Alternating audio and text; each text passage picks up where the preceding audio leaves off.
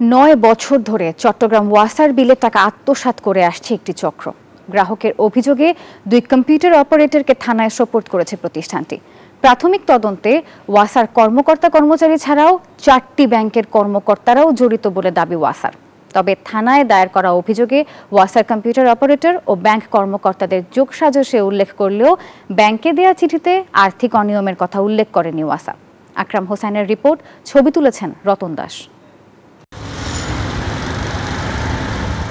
গেল 19 জানুয়ারি চট্টগ্রাম ওয়াসার পানির বিল আদায় কার্যক্রম বন্ধ রাখার চিঠি দেয়া হয় সংশ্লিষ্ট 4টি ব্যাংকের নির্দিষ্ট 4 শাখাকে।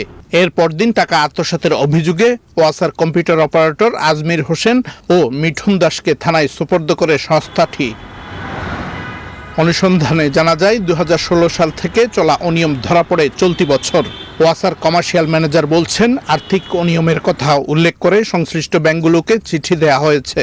চিঠিতে ওয়াসার সমস্ত কার্যক্রম থেকে তাদের বিরত থাকতে বলা হয়েছে। যখন তদন্ত করবে দুদক, তখন মেইন বিষয় বেরিয়ে আসবে। এখানে কতগুলো গ্রাহক জড়িত, ব্যাংক জড়িত, কারা জড়িত, এটা সামহাউ এটা হতে পারে। চট্টগ্রাম ওয়াসার ব্যাংক হিসেব দেখার জন্য 3টি উইং কাজ করে। প্রতিটি উইং এর প্রধান হিসেবে রয়েছে আলাদা আলাদা ডিএমডি। এরপরও কিভাবে অনিয়ম হয়েছে খতিয়ে দেখা হচ্ছে।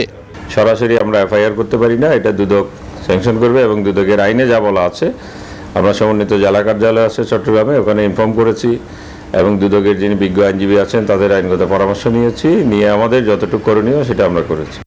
দুদকের শিডিউলভুক্ত অপরাধ হওয়ায় জড়িতদের ব্যাপারে দুদক ব্যবস্থা নেবে বলে জানান ওয়াসার ব্যবস্থাপনা পরিচালক। বিভাগীয় মামলা রুজু হয়েছে এবং সাময়িকভাবে বরখাস্ত করা হয়েছে। প্রশাসনিক দিক থেকে যতটা করা সেটা পুরোটাই করা হয়েছে। বাকি যে অংশটুকু বাকি আইনগত প্রক্রিয়া, সেটি দুদকের সাথে সংশ্লিষ্ট। অন্যদিকে ব্যাংক কর্মকর্তারা ক্যামেরার সামনে কথা বলতে রাজি হয়নি। তবে নিউজ 24-এর হাতে আসা ওয়াসা থেকে ব্যাংকে পাঠানো চিঠিতে ওয়াসার বাণিজ্যিক কর্মকর্তার দেয়া বক্তব্যের মিল খুঁজে পাওয়া যায়নি।